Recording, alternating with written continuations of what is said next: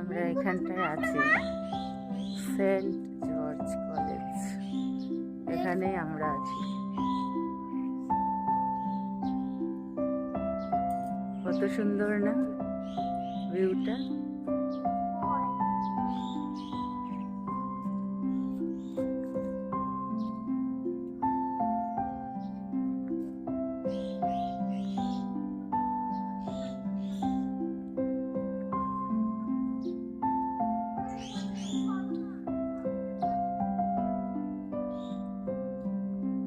দারুণ ভিউ, এমনি মন পরিষ্কার হয়ে যাবে।